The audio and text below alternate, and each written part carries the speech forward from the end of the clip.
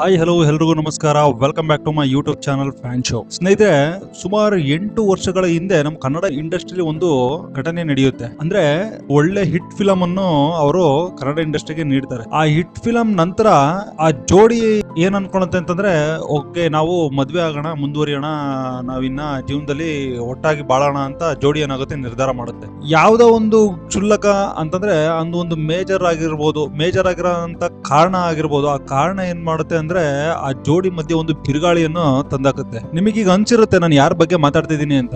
ಕನ್ನಡದಲ್ಲಿ super hit film ಕೊಟ್ಟಂತಹ ರಕ್ಷಿತ್ ಶೆಟ್ಟಿ ಮತ್ತು ರಶ್ಮಿಕಾ ಮಂದಣ್ಣ ಅವ್ರ ಬಗ್ಗೆ ಮಾತಾಡ್ತಿದ್ದೀನಿ. ಯಾವ ಫಿಲಂ ಅಂತಂದ್ರೆ ಅವರು ಇಬ್ರು ಒಟ್ಟಾಗಿ ನಟನೆ ಮಾಡಿದ್ದು ಕಿರಿಕ್ ಪಾರ್ಟಿ ಕನ್ನಡದಲ್ಲಿ ಅತ್ಯುತ್ತಮವಾದ ಒಂದು ಚಿತ್ರ ಅಂತಾನೆ ಹೇಳಬಹುದು. ಆ ಚಿತ್ರದಲ್ಲಿ ರಶ್ಮಿಕಾ ಮಂದಣ್ಣ ಹಾಗೂ ರಕ್ಷಿತ್ ಶೆಟ್ಟಿ ನಟನೆ ಮಾಡಿ ಬೇಷ್ ಅಂತ ಅನ್ಸ್ಕೊಂಡಿದ್ರು. ಅದಾದ್ಮೇಲೆ ತುಂಬಾ ದೊಡ್ಡ ಸಕ್ಸಸ್ ಸಿಗುತ್ತೆ. ಫಿಲಂ ತುಂಬಾ ಚೆನ್ನಾಗಿ ಓಡುತ್ತೆ, ದೊಡ್ಡ ಸಕ್ಸಸ್, ಒಂದು ದೊಡ್ಡ ಮಟ್ಟದಲ್ಲಿ ನಮ್ಮ ಕರ್ನಾಟಕ ಕ್ರಶ್, ನ್ಯಾಷನಲ್ ಕ್ರಶ್ ಅಂತಾನೆ ರಶ್ಮಿಕಾ ಮಂದಣ್ಣ ಅವರು ಕರ್ಸ್ಕೊಂತಾರೆ. ಹಾಗೂ ಒಳ್ಳೊಳ್ಳೆ ಆಪರ್ಚುನಿಟೀಸ್ ಬರುತ್ತೆ ಸ್ನೇಹಿತರೆ.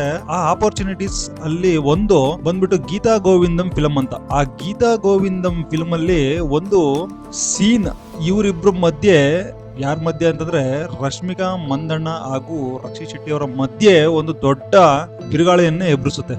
ಇನ್ನೇನು ಕೆಲವೇ ದಿನಗಳಲ್ಲಿ ಮದ್ವೆ ಆಗೋಣ ಅಂತ ಮಾತಾಡ್ಕೊಂಡಿದ್ದವರು ಆ ಒಂದು ಕಾರಣಕ್ಕೋಸ್ಕರ ಸಪರೇಟ್ ಆಗ್ತಾರೆ.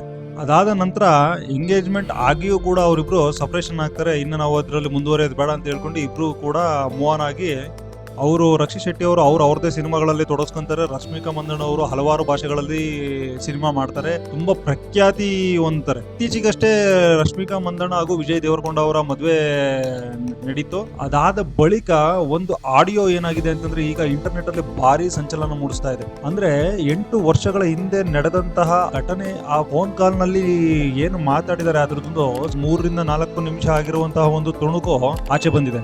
ಆ ಬಂದ ಬೆನ್ನಲ್ಲಿ ಏನಾಗಿದೆ ಅಂತಂದ್ರೆ ಇಡೀ ಇಂಟರ್ನೆಟ್ ಅಲ್ಲಿ ಅದು ತುಂಬಾ ವೈರಲ್ ಆಗಿದೆ. ಆ ಆಡಿಯೋ ಬಂದ್ಬಿಟ್ಟು, ಆ ಆಡಿಯೋ ಹೊರ ಬಂದ ಮೇಲೆ ನಿನ್ನೆ ರಶ್ಮಿಕಾ ಮಂದಣ್ಣ ಅವರು ಅದಕ್ಕೆ ಒಂದು ಪ್ರತ್ಯುತ್ತರವನ್ನು ನೀಡುವುದಾಗಿ ಒಂದು ಇನ್ಸ್ಟಾಗ್ರಾಮ್ ನಲ್ಲಿ ಒಂದು ಪೋಸ್ಟ್ ಅನ್ನು ಬಿಡುಗಡೆ ಮಾಡಿದ್ದಾರೆ. ಆ ಪೋಸ್ಟ್ ಕೂಡ ಏನು ಸಾಮಾನ್ಯವಾಗಿ ವೈರಲ್ ಆಗಿಲ್ಲ, ಅದು ಸಿಕ್ಕಾಪಟ್ಟೆ ವೈರಲ್ ಆಗಿದೆ. ಚರ್ಚೆಗಳು ನಡೀತಾ ಇದೆ ಈಗ ಇಂಟರ್ನೆಟ್ ಅಲ್ಲಿ ಸುಮಾರು ಕಡೆ ಚರ್ಚೆಗಳು ನಡೀತಾ ಇದಾವೆ. ಯಾರದು ಸರಿ, ಯಾರದು ತಪ್ಪು, ಏನು ಈಗ 8 ವರ್ಷದ ಬಳಿಕ ಈ ತರ ಆಡಿಯೋ ರಿಲೀಸ್ ಆಯ್ತಲ್ಲ ಅನ್ನೋದು ಒಂದು ರಶ್ಮಿಕಾ ಮಂದಣ್ಣ ಅವರಿಗೆ ಬೇಜಾರಾಗುವ ಸಂಗತಿ. ರಶ್ಮಿಕಾ ಮಂದಣ್ಣ ಅವರು ಈ ತರ ಪೋಸ್ಟ್ ಅಲ್ಲಿ ಬರ್ತ್ಕೊಂಡಿದ್ದಾರೆ. ಆ ಪೋಸ್ಟ್ ನಲ್ಲಿ ಸುಮಾರು 8 ವರ್ಷಗಳ ಹಿಂದೆ ನಡೆದ ಒಂದು ಖಾಸಗಿ ಸಂಭಾಷಣೆಯನ್ನು ಯಾರೋ ರೆಕಾರ್ಡ್ ಮಾಡಿ ಈಗ ಹೊರಬಿಟ್ಟಿದ್ದಾರೆ ಅಂತ ಅವ್ರು ಹೇಳಿದ್ದಾರೆ. ಅದರಲ್ಲೂ ಸಂಪೂರ್ಣ ಮಾತುಕತೆಯನ್ನು ಬಿಟ್ಟಿಲ್ಲ ಅಂತ ಅವ್ರು ಹೇಳಿದ್ದಾರೆ. ಅದರಿಂದ ಒಂದು ಸಣ್ಣ ಭಾಗವನ್ನು ತಗೊಂಡು ಅದನ್ನ ತಪ್ಪಾಗಿ ಅರ್ಥ ಮಾಡುವ ರೀತಿಯಲ್ಲಿ ಅದನ್ನ ಆಚೆ ಕಡೆ ಬಿಟ್ಟಿದ್ದಾರೆ ಅಂತ ಹೇಳಿದ್ದಾರೆ. ಅದಾದ್ಮೇಲೆ ಅವರು ಈ ಘಟನೆ ಅವ್ರಿಗೆ ಮಾತ್ರ ಅಲ್ದಲೆ ನಮ್ಮ ಕುಟುಂಬಕ್ಕೂ ಅವರ ಕುಟುಂಬಕ್ಕೂ ಅನಗತ್ಯವಾಗಿ ತೊಂದರೆ ತರುತ್ತೆ ಅಂತಾನೂ ಕೂಡ ಹೇಳಿದ್ದಾರೆ ಅವರು. ರಶ್ಮಿಕಾ ಮಂದಣ್ಣ ಹೇಳುವ ಪ್ರಕಾರ ಕಳೆದ 8 ವರ್ಷಗಳಿಂದ ಕೆಲವು ಮಾಧ್ಯಮಗಳಲ್ಲಿ ಮತ್ತು ಆನ್ಲೈನ್ ನಲ್ಲಿ ಜನರು ತಮ್ಮ ಬಗ್ಗೆ ತಪ್ಪು ಮಾಹಿತಿ ಮತ್ತು ಕಿರುಕುಳ ಹರಡ್ತಿದ್ದಾರೆ ಅಂತ ಅವರು ಅಲ್ಲಿ ಇನ್ಸ್ಟಾಗ್ರಾಮ್ ಖಾತೆಯಲ್ಲಿ ಬರ್ಕೊಂಡಿದ್ದಾರೆ. ಇಷ್ಟರವರೆಗೂ ಇದಕ್ಕೆ ನಾನೇನು ಪ್ರತಿಕ್ರಿಯೆ ನೀಡಿರಲಿಲ್ಲ. ಯಾಕಂತಂದ್ರೆ ಸಾರ್ವಜನಿಕ ಜೀವನದಲ್ಲಿರುವವರಿಗೆ ಟೀಕೆಗಳು ಬರುವುದು ಸಾಮಾನ್ಯ ಅಂತ ನಾನು ಭಾವಿಸಿದ್ದೆ. ಆದ್ರೆ ಈಗ ಇದು ತನ್ನ ಗಡಿ ಮೀರಿ ಹೋಗಿದೆ. ಈ 24 ಗಂಟೆಗಳಲ್ಲಿ ಏನು ನಡೆದ ಘಟನೆಗಳು, ಬೆಳವಣಿಗೆಗಳು ನನ್ನನ್ನು ಮೌನವಾಗಿರಿಸ್ತಿಲ್ಲ. ಅದು ಮುಂದೆ ತಮ್ಮ ಗೌರವ ಮತ್ತು ಖಾಸಗಿತನವನ್ನು ನಾನು ಕಾಪಾಡ್ಕೋಬೇಕು ಅಂತಂದ್ರೆ ನಾನು ಒಂದು ಗಡಿ ರೇಖೆಯನ್ನು ಹಾಕ್ತೇನೆ ಅಂತ ಹೇಳ್ಬಿಟ್ಟು ಆ ಪೋಸ್ಟ್ ಅಲ್ಲಿ ಬರ್ಕೊಂಡಿದ್ದಾರೆ. ಈ ಪೋಸ್ಟ್ ಹೊರಬಂದ ನಂತರ ಹಲವರು ಏನ್ ಮಾಡಿದ್ದಾರೆ, ರಶ್ಮಿಕಾ ಮಂದಣ್ಣ ಅವರ ಬಗ್ಗೆ ಬೆಂಬಲವನ್ನು ವ್ಯಕ್ತಪಡಿಸಿದ್ದಾರೆ. ಮತ್ತೆ ಇನ್ನು ಕೆಲವರು ಈ ವಿಷಯದ ಬಗ್ಗೆ ವಿಭಿನ್ನ ಅಭಿಪ್ರಾಯಗಳನ್ನು ಹಂಚ್ಕೊಂಡಿದ್ದಾರೆ. ಸ್ನೇಹಿತರೆ, ಈ ವಿಷಯದ ಬಗ್ಗೆ ನಿಮಗೇನ್ ಅನ್ಸುತ್ತೆ?